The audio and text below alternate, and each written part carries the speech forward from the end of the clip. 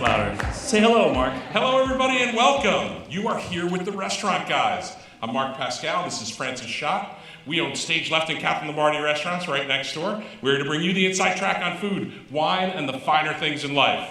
We couldn't be happier to have you all here tonight. It's terrific to have you. Thanks for coming out. Yeah, it's great. Thank you guys for coming.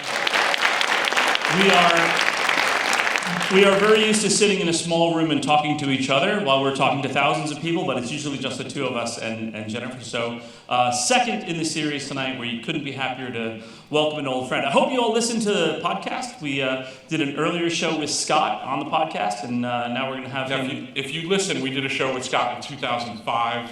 That was a wonderful, wonderful show. Well, tonight, after the great Rocco show we had, we couldn't be happier to welcome Scott Conant. For those of you who've been living under a rock, Scott burst onto the scene in 2002 as chef at L'Impero.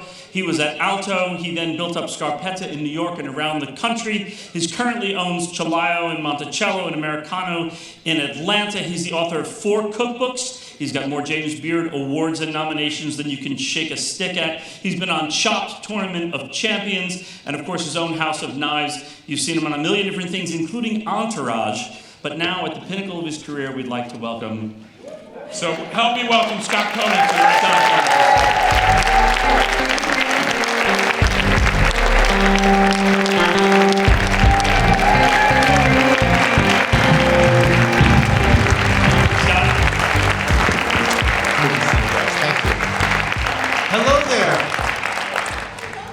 Everybody. I always, whenever we do these things, I'm never sure if people are going to show up. So thank you for being here. I have literally done cooking demos where I've showed up, and there's been one person in the audience, and that is really rough on my ego. Yeah. It's really, We're not even offering them food right now. It's just, it's terrific. So, Scott, the last time we had you on the show, it was 2005. And Scott was 1 year removed from being one of Food and Wine's top 10 new chefs. You've come a long way, baby. Yeah, that's wild. It's been a good 20 years. Thank you. Yeah. 20 years. Unbelievable. And somehow we get younger and better looking. Yeah. It's unbelievable. Yeah. One of us gets younger and better looking. I like to think that. So I want to get into your restaurants, and I want to talk a little about, with the Restaurant Guys, I want to talk a little bit about the old days, but I want to talk about with what's going on today. Because you actually do get more exciting than ever as we go forward. But how did you get to be Scott Conant? Oh, jeez. I think it was his mom. Yes, yeah. According to my mom, my father had something to do with it. So that was a joke he would always make. I'm only your father because your mother told you so. That was his line. I was very lucky. At a young age, I went to a vocational school in Waterbury, Connecticut, Caner Tech. And I tried to get into the plumbing program, and I couldn't get into the program because too many people had applied for it. Thank God. Well, especially because Not enough ass crack is I despise physical labor, so it never would have worked out. But as a second choice, I chose culinary arts. And simultaneously, I started working in a family friend's restaurant, the Sea Loft in Waterbury, Connecticut. And I remember walking into a commercial kitchen for the first time, and I went home and I told my mother, I don't know where this is going to take me in life, but this is what I want to do. And you see all these things today. I've over the past 20 years or so, maybe longer, I've really dug deep into my spirituality. And these days, because of my spiritual approach, I only do things that really excite me. And only things that really make me excited and hopped up and ready to go and let's go. And I didn't realize that that's the decision I had made at the time when I was 15. And all these years later, I just keep choosing that. I just keep choosing the things that make me happy. And I don't know if that's a special path or not, but I feel blessed that I could walk it. It's funny, Mark and I talk about, we have done a bunch of restaurant consulting over the years, and for many people who hire us to help start restaurants, I can't tell you the number of jobs we've taken where it's to say, you shouldn't do this. Yeah. You know, it's Please do anything else. please do something else. Will anything else make you happy? That's your choice. That's what you should do. But I had the same. I got my first restaurant job. I was 21 years old. Started working right here in town at the Frog and the Peach, and I got behind the bar. Yeah. And that was my first. Well, I worked at a little place before that, but I got behind the bar and I thought, this is it. This is what I want to do. Yeah. You know. Isn't that Yeah, crazy? so I got into the restaurant business kind of the same way. I loved it. Once I started bartending, it was over. I loved it. But I graduated college and I did what I was supposed to do. Right? I got a job as a statistician for an insurance company. Sounds and really it was boring. Awful. It was awful. But I did it for as long as I could stand it. So I quit on the 8th day. Was it your That's 8th day? true story. That's 8 days. amazing. That actually included Labor Day weekend, so it's really only 5 days. But So we've been friends for a wow. long. We've been friends for a long time. I want to tell you a story and you a story at the same time. So Mark's mother had bought him 5 suits. Did you wear them each once? And was she mad? I didn't. I don't know that I wore them to work with my little briefcase, and my mother makes fun of me because I came home on whatever day 6. And I put my briefcase on the table and I said, "This 9 to 5 stuff's not for me." And it was not for me, but she to this day, That's my great. mother's like, "I bought you all those suits." And you got to realize, I have since named a restaurant after her mother. Okay? And she's still like, "I bought you those suits and you never not good used them." So She laid out a lot of cash. For she you, did. It was a you know? lot of money back then, Mark. It was a lot of money. So all right. So you go to culinary school. You go to Europe. You train. Yep. And you went to Italy and you went to Germany. Yep. And you come back to New York, and how do you start as a chef? How's L'Impero come back? You were at Chianti and L'Impero. Well, so I came back and I worked at San Domenico under Tony May for a number of years. I was with them for like 4.5 years. And Paul Bartolotto was the initial chef, who's a really well-known chef in Milwaukee. I think he has like 30 restaurants at this point. And then He's Paul, in Milwaukee, nobody knows. Yeah, I mean, nobody really goes there, right? I mean, I've been spending a lot of time in Wisconsin lately, but that's a story for a different story. But then Deo Schoneger had taken over, and Deo was this chef from Alto Adige, and then I went to Germany, and then I came back and worked for him again, and I just really fell in love with that Alto Adige cuisine. The food that I would eat in Bavaria, and then I didn't like living in Germany, so I would go to Italy as often as I could. And then when I came back to New York City, I worked with Deo. And then I worked for Pino Lungo for a little while at Toscanaccio and Cesare Casella as well. And then eventually I went on to start Chianti. And then, I kept trying to kind of upgrade my, whoever I surrounded myself with. So we got into L'Impero.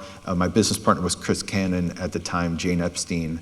And that is when, through all the years of all the work and all the restaurants, and I think it was 32 when we finally opened L'Impero, that's when things started, the accolades started to come in at that point. Yeah. So the accolades came in L'Impero, and then you opened Alto. Then we opened Alto. So Yeah. Alto was an interesting. And that's when we met. We met you when you opened Yeah. Alto, and Yeah. our friend Eric Zillier said it was the sommelier there. Eric's there somewhere? Best Eric? som I have hands down ever worked with. Eric's is in the crowd somewhere. Shout out to Eric. Just incredible knowledge. And we took a trip to Italy, actually to Alto Adige, and we ate in a bunch of restaurants.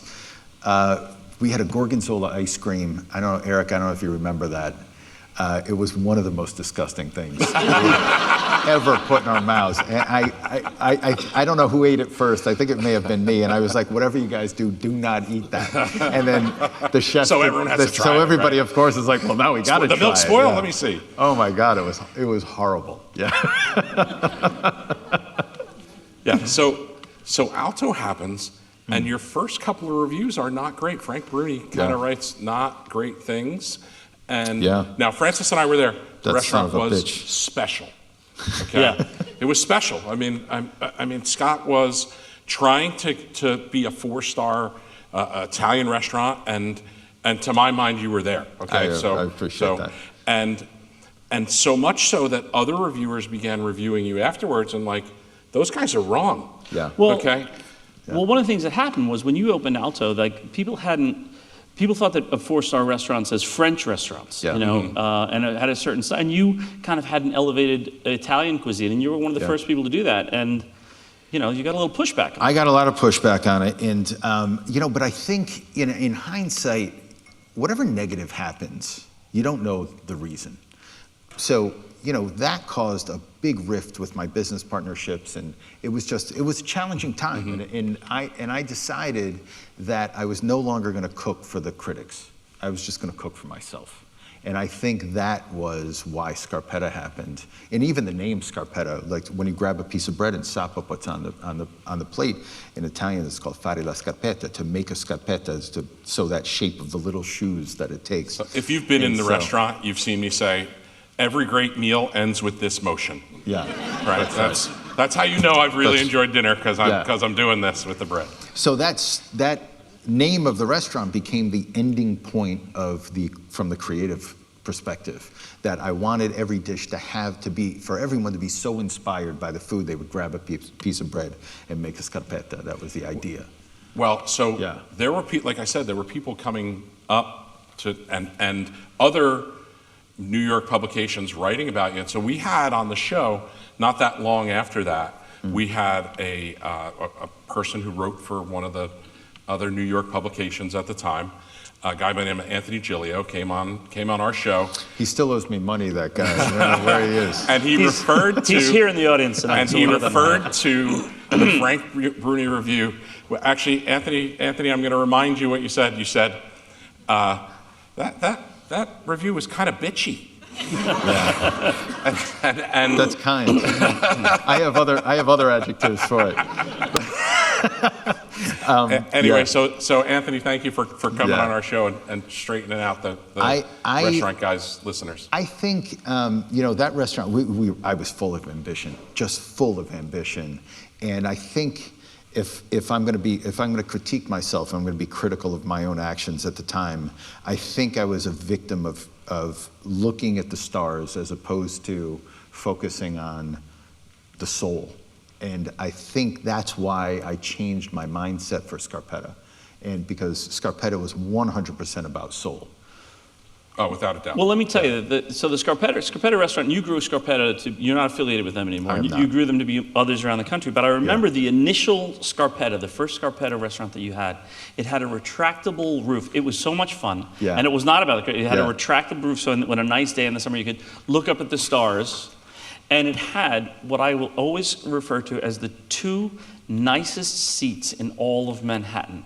They had the two wingback chairs by the fireplace. There was a fireplace in the back of the room with two wingback chairs on the side of it. I was like, who gets to sit there? I would literally find myself at that restaurant at opening so I could be in those chairs any day the fireplace was on. Yeah. And it was really soulful. So what informs your cooking starting with Scarpetta? What changes? So, you know, that food with Scarpetta, again, it starts from the end goal of just having something so good, you just want to make a Scarpetta. That was it. And, you know, that is still a point of view for me today. I'm opening 4 restaurants in the next year, and I don't do it like I used to do it. You heard it here first. Yeah, we haven't announced any of them yet, so you heard it here first. Yes, you did. Yes, that's what we just did. And I'm really excited about them because I'm taking, this is my first kind of dip into the fast casual space. I'm working on some sandwich shops, Italian sandwich shops. I grew up in Connecticut, and there was a place down the street from me called Cavallo's. And I remember going there. It was always on this bread from Waterbury called Militi's bread, this really rustic, delicious, crispy exterior, really super soft, delicious. Had a great pull to it on the interior of the bread with, the great Italian cold cuts and charcuterie and salume and all that kind of stuff. So you look around and I don't need to tell anybody in this room, right? Like fine dining restaurants are increasingly challenging. And they're, frankly, it's just not as exciting as it used to be, right? Maybe it's me, maybe it's the experience, I'm not sure. Just recently, you and I had a little discourse via Instagram at first, and then we talked about it a little bit. Yeah. The demise of the tasting menu. you did Yeah. a little Yeah. blurb about it, and it's become more and more challenging. Even our restaurants, we used to have a 7-course, a 5-course, a 3-course tasting menu. Every single night you would come in and be able to do a tasting menu. Yeah. And now they don't exist. We do them, every 5 or 6 weeks when we do a wine dinner, and that's the only tasting menus we offer at this time, unless, all right, and the people here now know, unless you come in and say, hey, will you create a tasting menu for me tonight? And then that's the greatest challenge you could give any restaurant owner or chef, is say, cook for me. It's the best thing you could possibly do. But why do you think the tasting menus, disappearing? I think if you look at restaurant menus across the board, for me, and all the restaurants that I go to, I feel like it's the same damn menu everywhere. There's a Caesar salad, there's some kind of crudo, there's some kind of prosciutto plate, there's always a burrata the size of your leg. Please do not judge Captain Lombardi by what he's saying right now. Okay, it's a wonderful place to be, and all those things are delicious. They're all delicious. But there's a reason why all that stuff exists. I think I think it all exists on menus because there's a safety to it, right? And I write the same damn menus, and I'm in the process of changing all my menus in my restaurants because I don't want to make a Caesar salad. It doesn't excite me, so I don't do it, right? You can get a Caesar salad at your nearest airport. You can get it at the local place down the street. Like, you can get a Caesar salad literally Do you want to everywhere. just smack me in the face? Let's get this over with, man. Come on. Well, so I make a Caesar salad. In my home, I make a Caesar salad, and we change things around where I make it, as my friends will know, I use so much anchovy and so much garlic that it burns a little bit. But I think we take things and we turn them around and we make them our own, and that's the formula for the future. But when what we were talking about was back in the 80s, 90s, 2000s, even some part of the 2010s, there was every menu had squab, sweetbreads, guinea hen, rabbit, there was ambitious, luxurious ingredients, and it wasn't just lobster and caviar, right? There were a lot of different ingredients that we were cooking at the time because we were challenging ourselves. It's food that we all love to eat, and what do? Food, especially for chefs, is an expression of love, right? To show gratitude, to show love. We cook the things that we love, and we want to share it, hopefully generously, with the people that we care for most, right? I always tell my friends, like, I'm not going to buy you gifts, but you come to my house and I'm going to cook for you. That's how I show you love, right? So, I'll spend money there. How did you grow up with that? What was it like growing up in your household? Did your family's cooking? Yeah, that formed so much of my life. I was telling you earlier, I'm starting a CPG company. I'm starting a food line. You need to tell them what CPG is. Yeah, CPG is consumer product goods. I've gotten a ton of press on the tomato sauce. And it's not my ego saying this. I've gotten a ton of press, probably more than anybody. It's almost as good as Captain Lombardi's. It really is. It's just a whisper. Let's not push it. I'm trying over here. But, I feel like when you look at a lot of the things that I grew up eating, from Cento Foods or Ranzoni or whatever those Italian import companies are, they haven't changed their SKUs in 50, 75 years. Yeah. I don't know who's buying those marinated tomatoes. I'm sorry if I'm sorry. You are not. Marinated mushrooms. Now we're fair. Now we're okay. The mushrooms and that dirty liquid that sits on the shelf for 20 years and it's still there. Who's eating that stuff? I have no. I have an expression that I use all the time in the restaurants, and I use occasionally on this show. You can always tell the quality of a restaurant is inversely proportional to the number of tires on the trucks that deliver to it. All right, was that too hard? Yes. Okay, so if an 18-wheeler shows up, the restaurant sucks. If a 4-wheel guy with a van and a guy with a kerchief on comes and carries a box into the restaurant, it's probably a good restaurant. Absolutely, it's a great point. It's true. When I had L'Impeto, I had this woman, Lydia Ratcliffe, God bless her, she's not around anymore, but she would deliver goats. We had a moist roasted goat was one of our signature dishes. She would deliver goats with her team. She was a little older, so she would just supervise. But she would walk into the restaurant at 7:30 on a Thursday night without fail, walk right through the front of the restaurant with 14 goats, because that's what we would go through. They were dead, right? They were dead, fortunately. Good. But she had this, and she would just make herself at home, walk around the restaurant, like, talk to the hostess, maybe see a couple guests in the room, and, with this blood-stained sweater, and we were just like, oh my God. But yeah, it was out of the back of a van, and they came from Vermont, and they delivered everything, and after that was the last delivery, and they would drive back to Vermont after that. But yeah, and those were probably, she would bring rabbit, and she would bring goats, and there were some other things that she would get. But yeah, that's exactly, no refrigeration. Yeah. None of this stuff is. I have a very vivid memory about being at my grandparents' house in Brooklyn, and they brought home the cappuccel, and you could see the little heads looking at you through the through the little plastic there. Like, you're 8 years old. You're like, what the hell is that?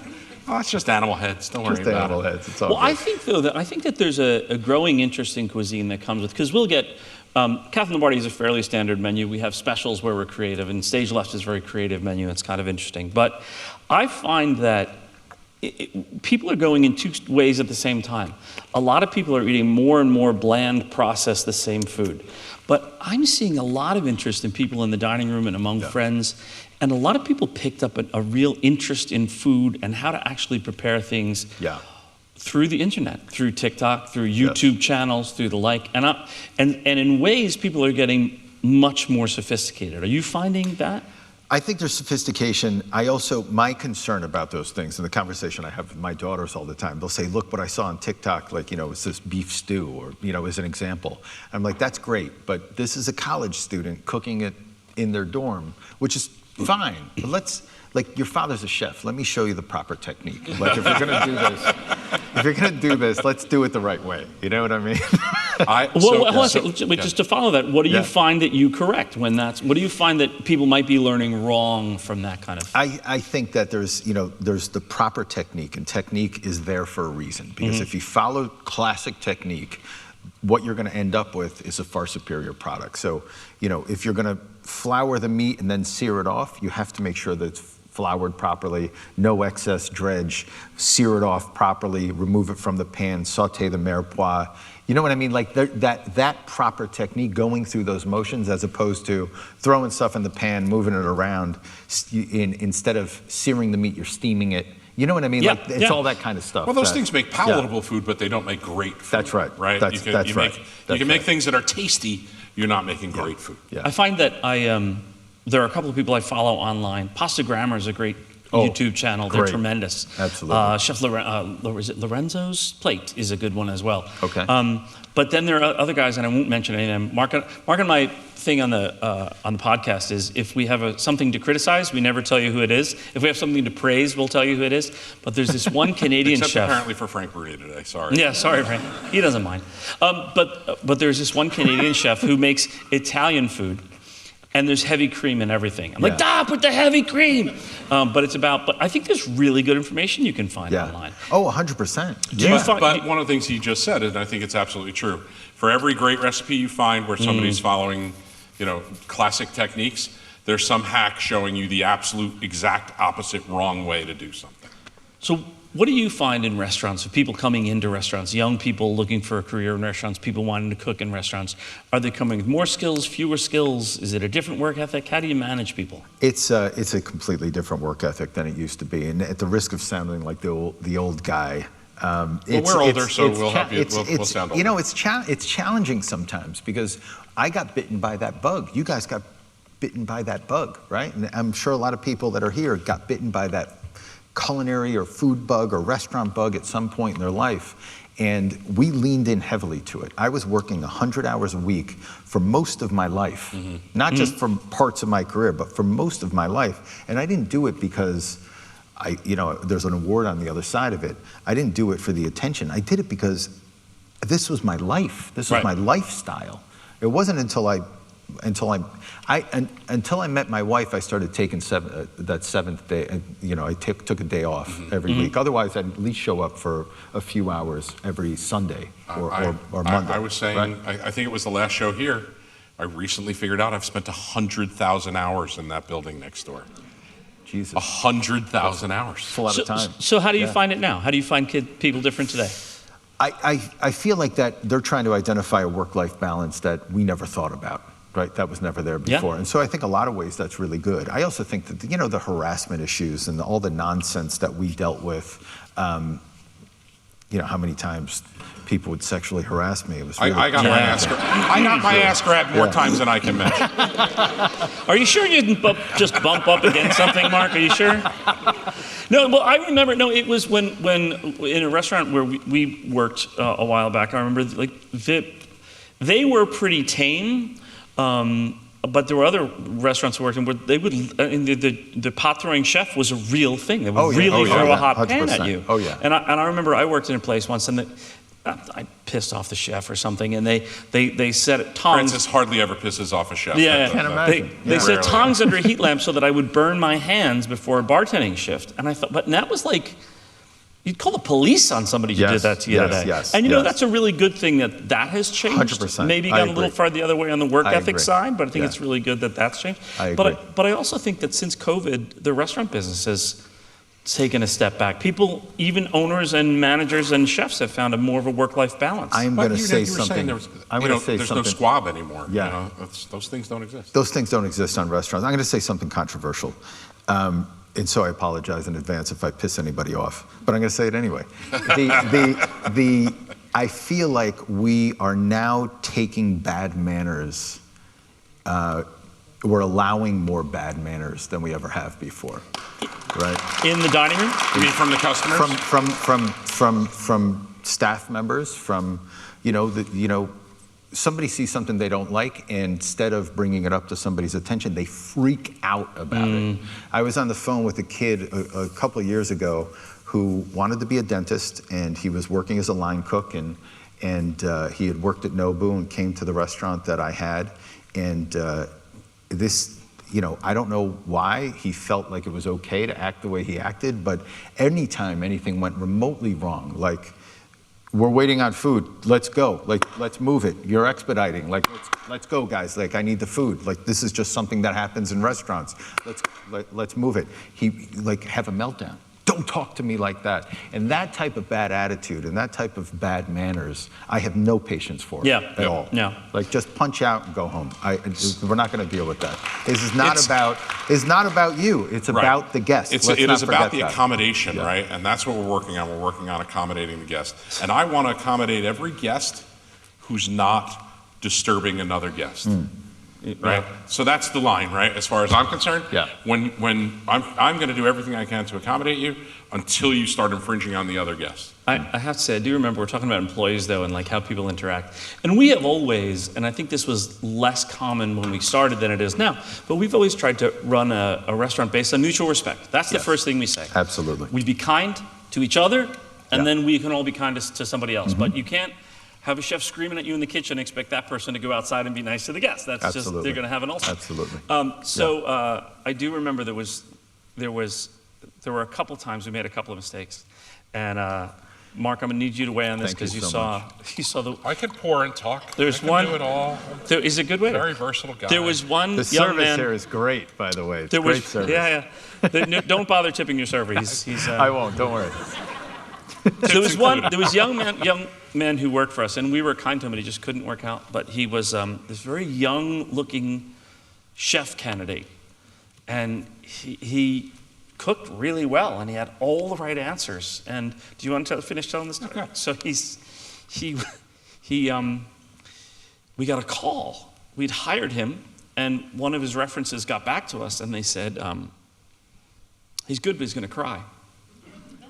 And we're like, people whine and complain sometimes. He's really talented, and we think we want to give this guy a try. I said, no, he's going to cry.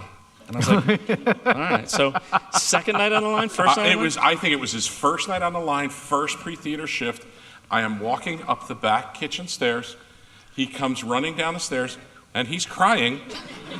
And he runs into the corner by the walk-in box where he just sits and weeps, since that's where he spends the rest of service. Wow. And Wow. Wow. So that was it. Obviously, that was his last day. But we were kind to him. We weren't like, get the hell out. We were like, are you going to be okay, buddy? It was It was an interesting Oh my it was an God, interesting that's time. amazing. But yeah, we've never Yeah. been into pot throwing people. It's not. And I think that's happened a lot less. Like Yeah. for instance, have you ever called anyone a donkey?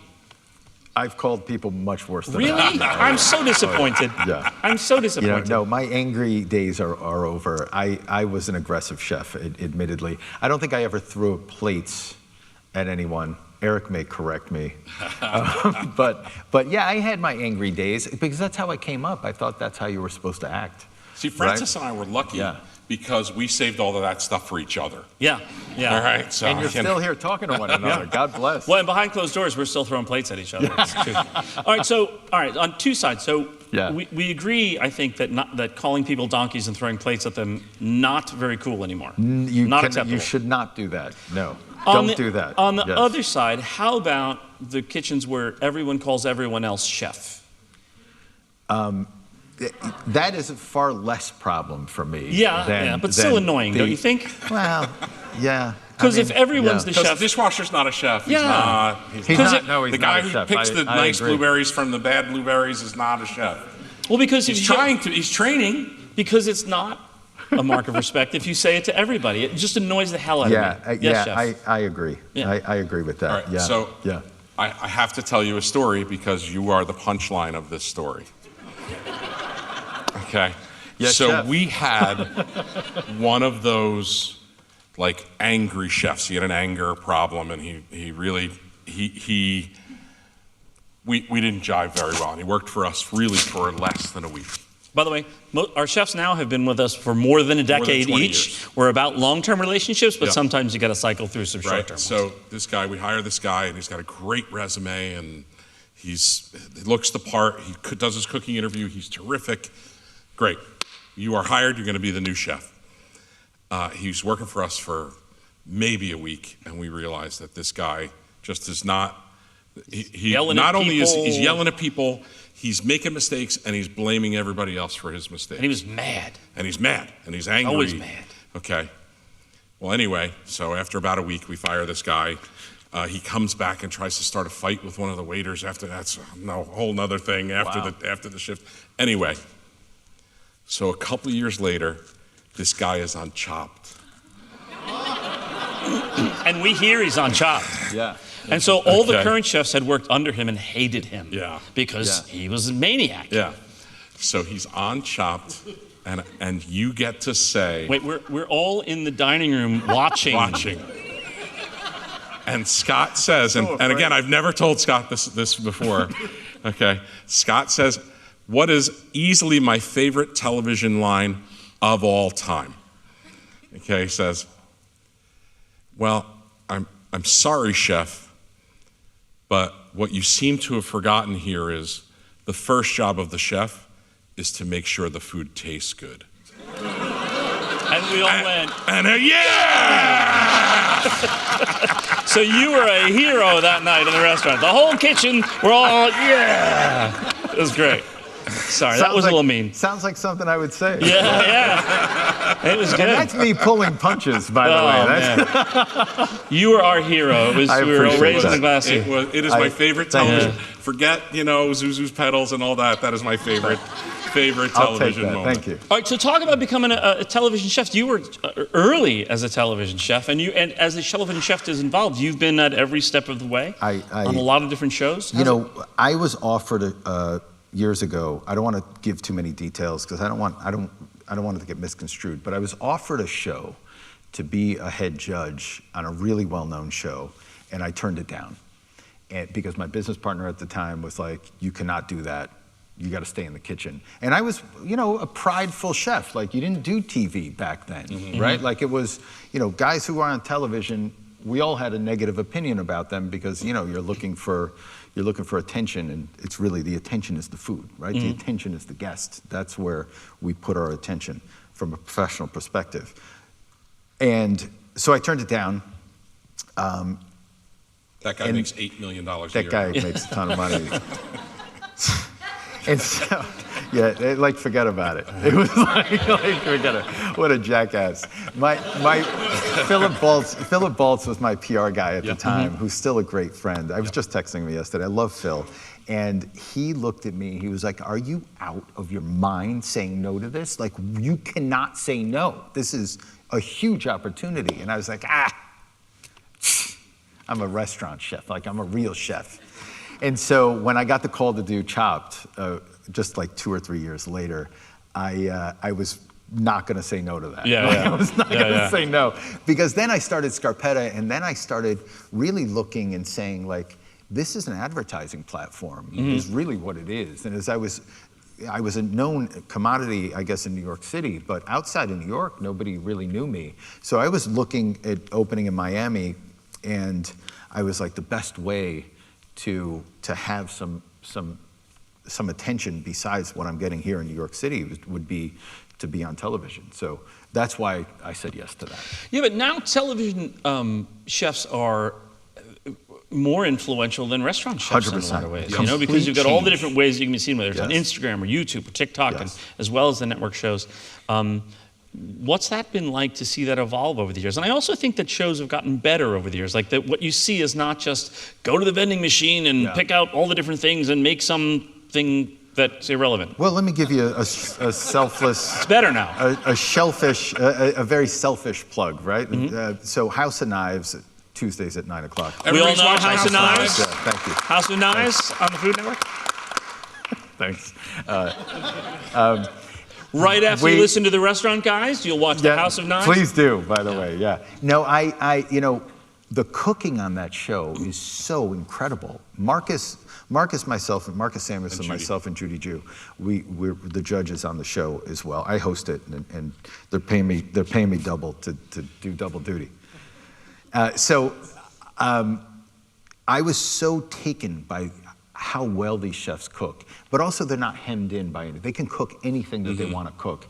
And for me, that is a big differentiator, because you get to see not just the culinary vocabulary and the range of their culinary skills, but also like how they think about putting a dish together. And it's not about a randomizer, it's not about a basket, it's not about, you know, certain ingredients that you have to cook with. Here's the direction. Another show? No, it's not. It's one not that you were a judge on, perhaps? No, it's not. It's not mocking as much as it's discernment, right? It's not judgment as much as discernment. Well, it's different. What do you think about that? That's good. That's good.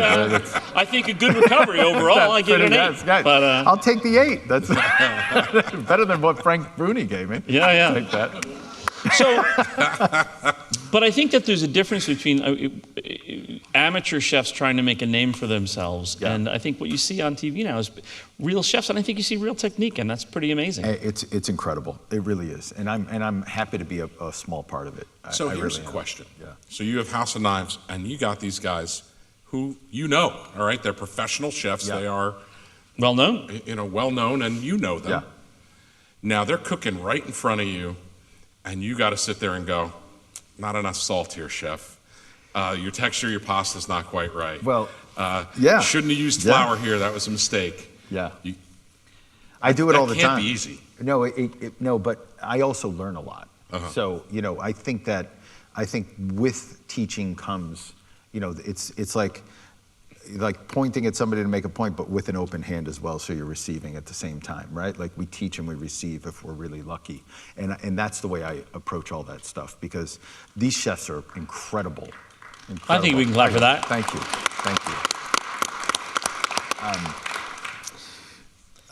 Yeah, they're just incredible. And, you know, Claudette Zepeda is a great example. I mean, this is a chef who cooks really high-end Mexican food, Michelin-starred level Mexican food. And I was, the first time I tasted just one of her tortillas, I felt like I had never eaten Mexican food before.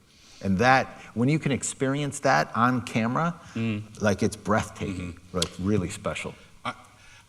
But at the same time, okay, is everybody mostly caught up on House of Knives? I don't want to do too many spoilers. But a chef gets kicked off your show and says, I'm retiring from cooking shows. This is it for me. You know, this is my swan song. I can't do this anymore. You bastard.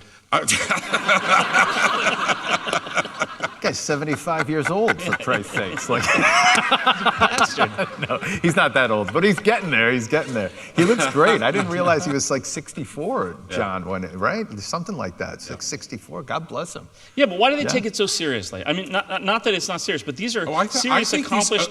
I think these guys are taking it. Oh yeah, 100%. Really seriously. I mean, you watch Tournament Champions right now or House of Knives, those two shows that you've been spending time on, and you see these professional chefs. You saw Rocco, who was here, who Scott kicked off.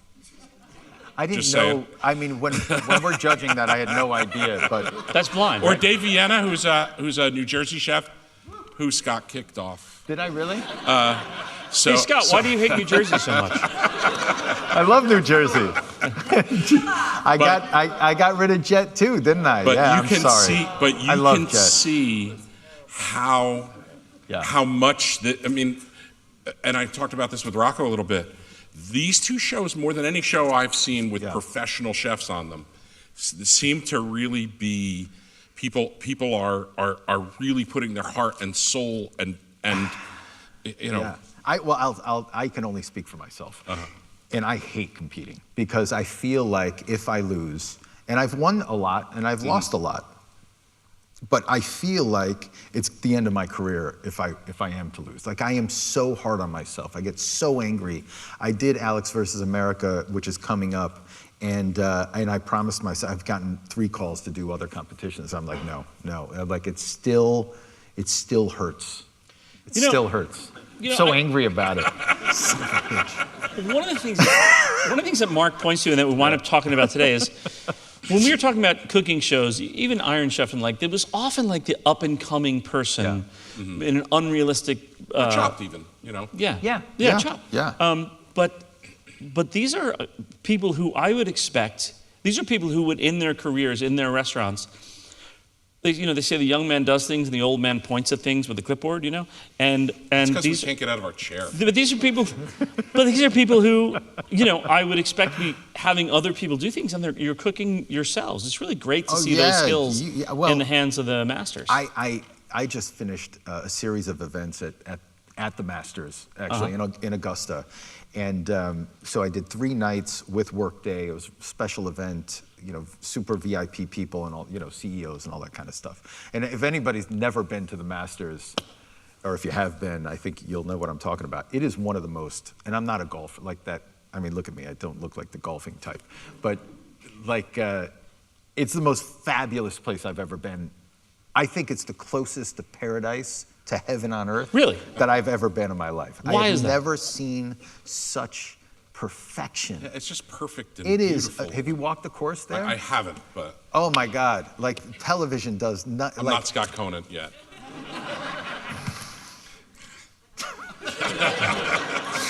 I'm not even going to comment on that. So, what he's thinking is, you're never going to be Scott Conant forever. I was thinking the same thing. I was thinking it's really great to be Scott Conant. We agree. Anyway, I walked that course and not a single leaf was on the ground. Like the trees, I didn't realize the person who owned the course before it became a golf course was a horticulturalist, and he had brought in the mid 1800s all these incredible. Anyway, it's either here nor there. But the point of the story is I was cooking and I was in there, like in the kitchen, 30 people every night. They wanted a parm wheel and the whole schlemiel. I was like cooking all day, 14 hours a day. The next day, thank God I didn't have to cook because I was getting massages. I was like, I couldn't move. I was sleeping late. I was late for phone calls because I'm like, oh my God, I just can't do this anymore. It sucks to get old. Man. You bring up a great point though, and we were talking about this in the green room before the show. And we all have stories of this, and we have a lot of restaurant friends in the audience. One of the great things about the food business that was true then and is still true is it opens a lot of doors. Yeah. And like I've drunk wines that I have no business drinking. I've been Same. invited to dinners that I was the poorest guy in the room by 98%, you know? Yeah. I've been invited to stay places because it's food and wine. Yeah. And if you're in the tribe, it opens doors for you. I think, you know, I think it's really probably any business that you choose. But food and wine is way more fun than accounting. It really is so much more fun. I agree with you. I mean, we had at Alto with Eric had worked closely with one of our investors, a guy named Tom Black, who's one of the biggest wine collectors in the world, definitely in this country, if not the world. And some of the wines that he would just crack open on. I was in Nashville recently. I went to have dinner with him. Eric, you were a topic of conversation. Our mutual love for Eric Zillier. There was big ups. And Tom cracked all these amazing wines. And to your point, just being able to experience history in a bottle like that, where it's just an amazing opportunity. Well, and not only the expensive things, but you talk in your book, and I want to talk about your book a little before we go, because it's a great book, and I recommend it. But somebody besides my mother needs to have this book, so it'd be great. Some of them have bought it already, so you have some hands to shake on the way out. Yeah, good. And we have a few more in the back for those who haven't bought them yet, autographed and everything. But I think he'll even kiss the title page if you want the lip print on there. Least I could do. But you talk about, in your book and in a number of different things, you talk about the way you travel, which is the way we traveled when we're younger, especially when you don't have a time constraint, you go somewhere and you have a sort of plan of the restaurants to hit, but a lot of how you learned about cuisine in Italy and in Turkey, which, see the segue there, was you go and you know a chef, or you meet a chef, or even as a chef, you talk to the chef, and then you say, okay, where should I go tomorrow night? That's right. And it goes from there. Do you want to share with us a little about how you discover food that way? Is that in the book? I didn't know that. Yeah. I forget. This is like 3 years ago. You talk about how you just kind of discovered Turkish cuisine. Yeah. Well, my wife is Turkish. And so we got married there, and we have a home there, and we go quite a bit. She goes more than I do. I still have to pay for these things. So thank you for coming tonight. Yeah, thanks. Thank you. That idea of just being curious about cultures. I think there's no greater snapshot into a culture than through its food first, right? And so being able to understand cultures and being able to understand people is what a great way of connecting over dinner. When I think about the meals as a child, going to my grandparents' house, which goes right back into this tomato sauce food business that I'm talking about doing. It's an opportunity for connection. Yep. And I think that connectivity, that, you know, just walking upstairs at your restaurant is a great, like, that connectivity is something that's inspired you, clearly. It's inspired me. It's inspired every single one of us in this audience. And I think that is the best part of life, right? Like, that connection that we can introduce our children to. When, you know, I always say that I sit around a table, I've watched my parents grow old, and I'm watching my children grow up.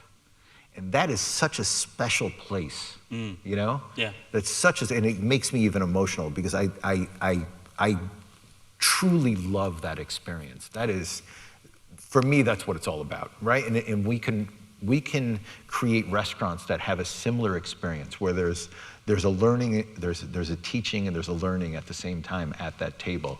That is the human factor that is so often lost within what we do. We'll take that to the next step. Do you cook with your kids and your wife, and how does Absolutely. how are you communicating that along? Do you take them on to restaurants in Italy and Turkey? Yes, we love to try. My wife and I are going. Do they just eat chicken fingers?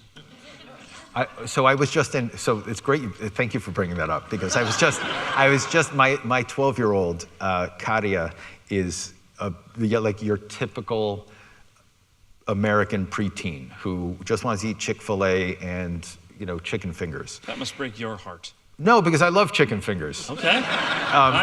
Anything fried chicken or any, you know, variation thereof, I'm all about it. That's great. But, you know, like, not all the time.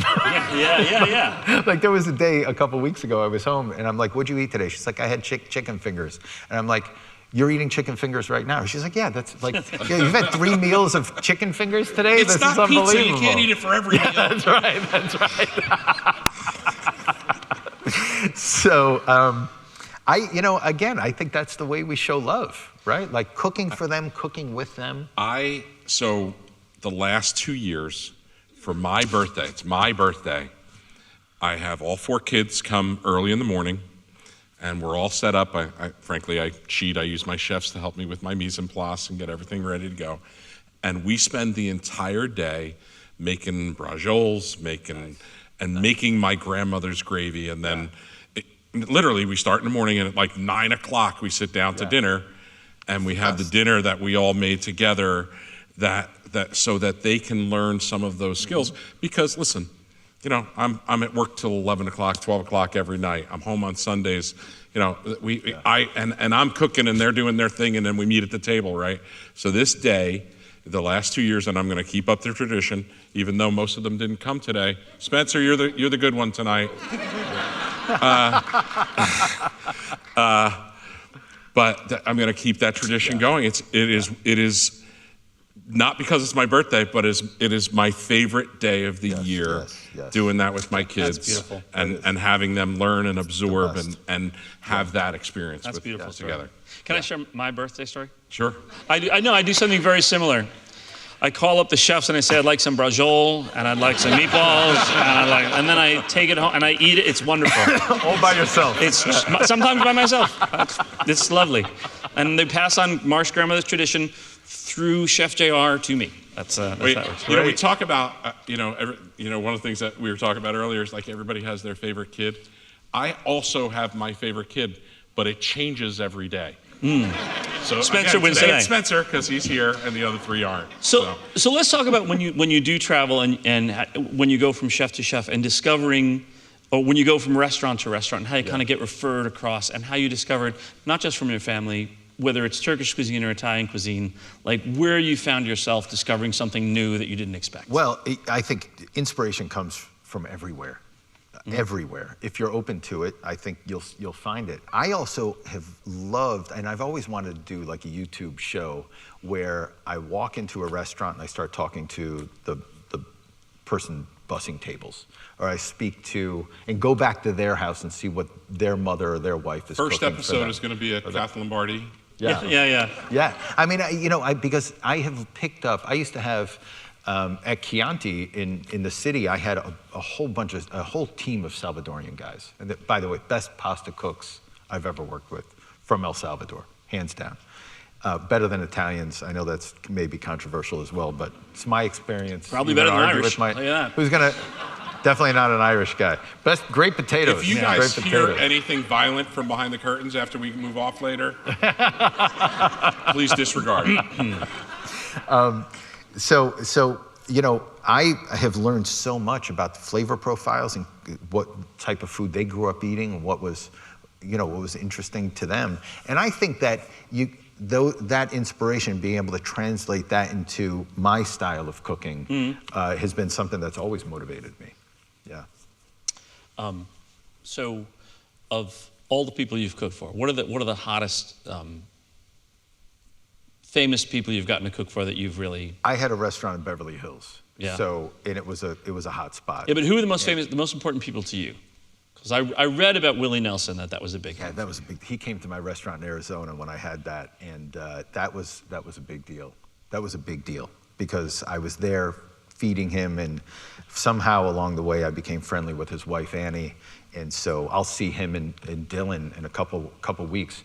And the best part about that is, not that I'm going to see Willie Nelson and see Annie and all that kind of stuff. And I'm a huge Dylan fan also. But my 15-year-old Isla asked to go to the concert. Oh, that's going to make you feel good. Cool. Yeah.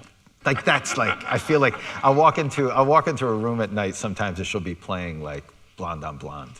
And that's just like you talk about a happy moment, like that's what, for me, like, okay, I think I'm a good dad, you know? She's listening to Bob Dylan at 15 years old, like, that's amazing. That's amazing. That's pretty awesome. But I think, some of the people that I've cooked for that were, De Niro called me out to his table one time, and he was like, this is great. This is really great food. And I was want really him to touched. say that it's really great food. Yeah. Right? I don't want to piss him off. Clive Davis one time walked at L'Impero. I had a truffle risotto on the menu. He walked up to me and he smacked me across the face, and then he grabbed the side and he said, "That fucking risotto is delicious." That was right out of Big Night. That was right out of that was like, the movie Big Night. I'll take that. Right Yeah, out of that's That's right. it. That's right. That's right. That's it.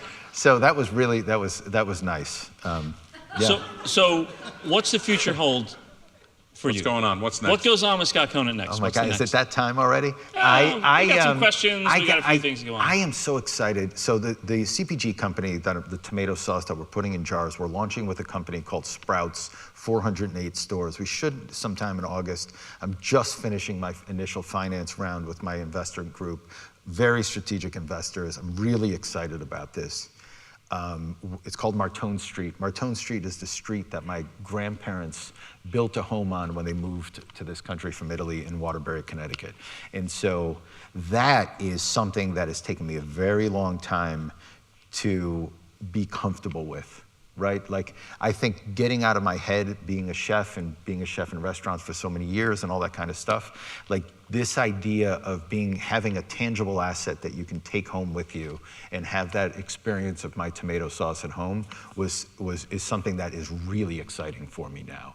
And we're not going to limit ourselves to tomato sauce, but we'll really start that as an Italian food You're gonna product make line. those the mushrooms and vinegar. You're gonna do those. I'm in the can? gonna do a different version of something that's better, right? You know, I don't know if you're like, any Italian American here, like the eggplant sotoglio that with the garlic and all that kind of stuff, like pickled eggplant. I'll probably do stuff like that. Some version of caporata. Oh, these like broccoli rabe pesto, like all these. When I think back to my childhood of sitting at a table with my grandparents and my parents and my siblings and my uncle and my aunt and my cousins and all that stuff. That convivial experience, how do we recreate that with the food that people want to eat today? Mm-hmm. And so I think that's my starting point.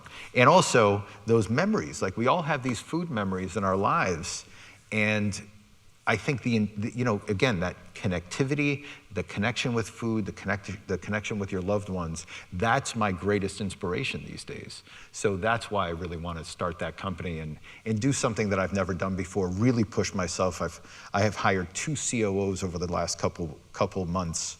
I have, and they're still working for me. It's not like I got rid of one. I have 2 separate companies. I'm doing 4 restaurants. I'm starting a YouTube channel. House and Knives is going very well. I have this fast casual sandwich shop, calling it the Ponte Sanguine Shop, an Italian deli that I'm going to start opening. First one will be I'm doing a couple licenses on them, but I'm also going to do one in Scottsdale as a corporate store. So I have like so many exciting things. I'm 54 years old, and I feel like I'm just getting started. That's I really awesome. do. It's really That's awesome. exciting. Yeah. Well, Chef, I can tell you're not just getting started. Yeah, okay? yeah. You've Well, accomplished a lot in the last 20 years. You moved from New York to Arizona to have better quality of life with your family and your kids, and you've got this great cookbook, which is wonderful. It has a lot of stuff that we actually cook is in here. It has I don't know if you saw, Mark, it has the zucchini 2 ways, the flowers and the fried zucchini. Will you have time to cook with your family at home? Whenever I'm home, I cook. So I'm cooking, it's Easter, so I'll go home Saturday afternoon, and then I'll cook on Sunday. My mother's coming back, and my sister's coming back with me, so I'll be able to cook with them also. It's great having my mother's 82 years old. She would kill me if I said her age. So you didn't hear that. She's not here. But just having her around and watching her relationship with my kids and cooking with her in the kitchen and spending time together like that, again, it all goes back to that connectivity. And I think that is, I'm at this place in my life where I appreciate those things so much more than I ever did. Yeah. Well, Christmas Eve is one of those days where, so my mother doesn't cook as much as she used to. She's 86. But Christmas Eve, she comes over and basically takes over my kitchen, and I am her lackey. And I just run around and do whatever she says, and and she still does that whole 7 fishes and Great. and does and she is head chef that day. That's it. That's her day to So great. to So take over. I have to tell a story of Mark, which is interesting. That happened. We had stage left for a lot of years. Only one of us is nervous. I No, think. it's a good one. It's a good one. So we had stage left for a number of years, and I met Mark's grandmother years ago when we never had thought of opening a restaurant and naming it after her, and Mark's mom, and I've eaten at their table many times. And Mark said, as his grandmother was getting older, he said, I got to go and I have to make sure I have all the recipes down. So he wrote down all the recipes from his grandmother, and nothing was ever right. He said, you should always leave out a little something. So you should tell a story of like the way it. So what we did once I got into the restaurant business, I would always spend the day after Christmas. It would just be me, my mom, and my grandmother, and we would go to Brooklyn and we would sit in my grandmother's kitchen and we'd do a little dinner together. That's nice. And so it was one of those dinners. I was like, okay, Grandma, I want to get all the recipes from you. I want to do them just the way you do them. And I'm like, okay. So the meatballs, what do you do? Well, you take the breadcrumbs and the egg and the meat and you mix it all together. I'm like, doesn't it have any garlic in it? Well, of course it has garlic in it. It's meatballs. I'm like, okay, so the garlic in it. Doesn't it have onions in it? Of course it has onions in it. It's meatballs. I'm like, what about? And literally, I had to each ingredient pull from her. Luckily my mom was at the table, so she Looking over her could shoulder. translate, all those things. But for her, it was just in her head and automatic. And you grab this and you grab that and you do this. And still to this day, you watch my mother, will make something that takes me 6 hours in 14 minutes. Yeah. And it's way better. And if you hadn't done that with your grandmother, we wouldn't have Catherine Lombardi today. And fortunately for you, Scott's written everything down in this book, which is called Peace, Love, and Pasta, which you can pick up tonight. And what do you say? Should we see about some questions from the audience? If anyone has any questions, Julie, do we have any? Julie, do you have some pre-started questions? Where's Julie? She's coming, Mark. She fell asleep. She was so bored by it all. Yeah. Listen, Julie. Don't worry. Julie Stevens. Julie Stevens. Julie shares an office with Francis and me. She knows about board. I had a lot more questions, but I have less time now, so we're going to get right to the point. So it seems like you cook a lot with your family, your 2 daughters, your wife. Are you ever like, no, not the chives, they're too big? Can you cut off the judging from the Food Network and step back into the family kitchen? Because I know 2 people who can't, and they're sitting on the stage. You're not going to say any names, though, right? He's squirming a little right now. No, I allow them to do it, and then I'll stop them if it's not right and say, let's not forget that what I think. Do you sleep on the couch that night? No. Mostly no. We tell no tales. I think the big thing for me is the learning of how to speak to my daughters has been something that I've really worked hard on, and I've worked on it with other people as well. Like how I speak to my children, I've learned I should speak to everybody this way because it seems to get me someplace. Like I can correct them without alienating them, without them hating you. Yes, exactly. Yeah. And so, I don't have that skill. I still work here. It's okay. I tried to be very diplomatic there. What'd you think? I think you're not in trouble. Yeah, I'm not in trouble. Good.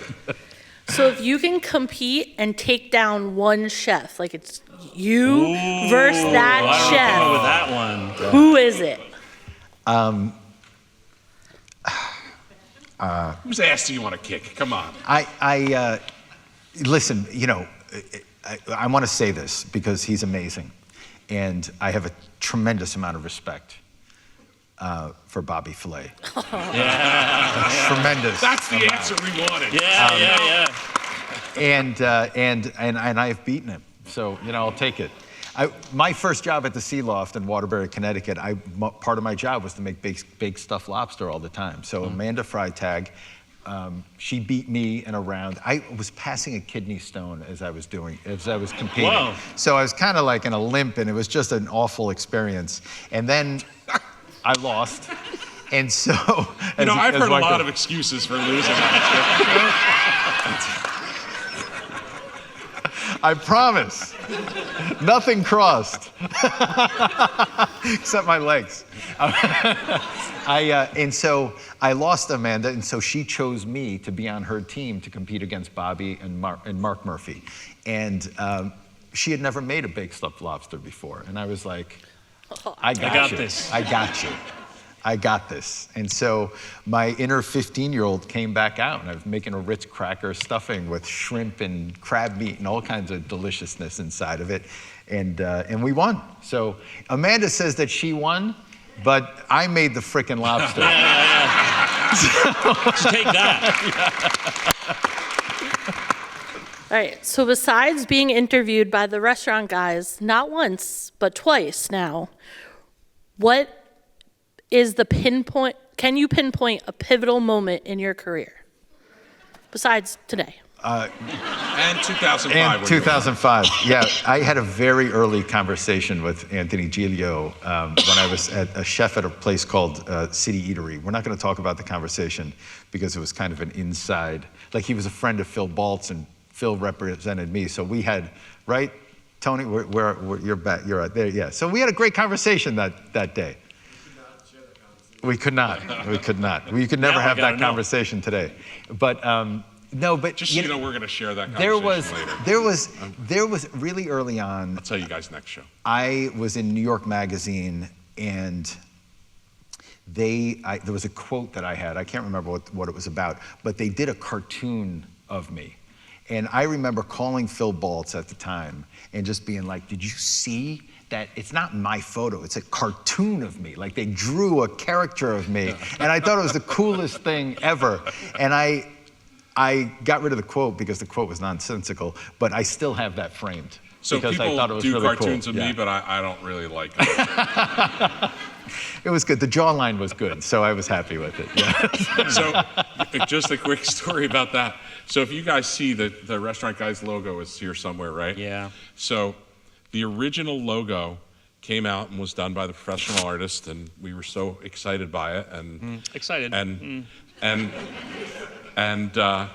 my daughter is an aspiring artist, and so we gave her that logo. And we said, to her, "Can I? Yeah. Could you make this look like two nice guys that you'd want to listen to? Because we look like a fat What we old said, man what we looked said a little was, mean. It wasn't gonna could be you good. make this look like us, but better? Yeah. And there we are. There they are. Amazing. All right, my last question. So we do have Elijah's Promise Culinary School here. What is the best advice you would give a young chef nowadays? Oh my God, there's so many things. First of all, fall in love with learning. Like, you gotta learn. You gotta learn this stuff. When you're a cook, you're carrying on a tradition. And it's really important to know the history of that tradition. It's important to know who came before you. It's important to know the important chefs that have come, not guys like me. I'm talking like Bocuse, like Escoffier, like, Pellegrini, like, the great chefs of the world. Chefs like Thomas Keller and Daniel Boulou and Eric Ripert. I mean, these are the people that you should know, and you should follow them on Instagram and see what they do, because that is the pinnacle, right? Like, and it's not about success. It's not about making money. Do what you do for the love of it, and only for the love of it, and everything else will fall into place. Everything will fall into place as it should. I always say that I had a very quick trigger finger. When I identify bullshit, I walk away from it. And I think that's been really difficult for me at certain times in my career, but it's always served me in the end, because I only choose the things that I love to do, but I do it with full commitment, with no expectation of result, except the love and the passion that I have for it. And so if you're not gonna do that, don't do it because you think you're gonna drive a fancy car, you're gonna live in a big house. Or cook at the Masters. Or cook at the Masters. Yeah. Although cooking at the Masters is awesome. Thank you, Julie. Thank you for the questions. Thank you, Julie. Thank So you. just a couple things. I have one Go. small question. I need to know who had these two empty front seats here, because they've been empty the whole time, and they're getting a nasty gram from me. It's Elijah. It's Elijah. There you go. Well, what a perfect lead-in to talk about Elijah's Promise. Elijah's Promise has been making sure that everyone in New Brunswick gets fed since before we opened for 40-something years. They're tremendous. We've supported them from the beginning. We make sure that we all have nice meals, but we make sure everybody at least gets a meal, right? And so Elijah's Promise does that. The Promise Culinary Academy, who's been helping sponsor today, is really a tremendous educational institution. And just so you know, the Promise Culinary Academy sent us an extern a few years ago who is now our award-winning pastry chef for the best pastries in Central Jersey. So they deserve your support. So those of you coming to the after party, the brown butter cake from Mr. Conant's recipe book was cooked by Maria, that woman. She made the brown butter cake. Yeah.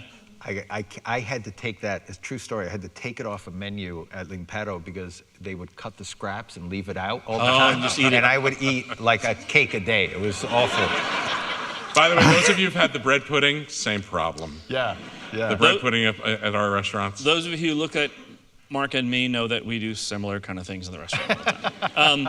There's a winner of the Taste of the State award, which they announced earlier. That's Helene Wine has won the Taste of the State, so you can pick up your prize on the way out the door.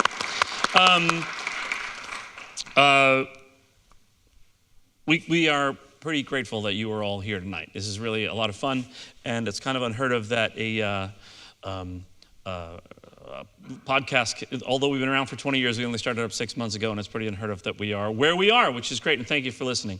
And you need to all download immediately. You have a blue chip that you were all handed in the way, and it's a poker chip.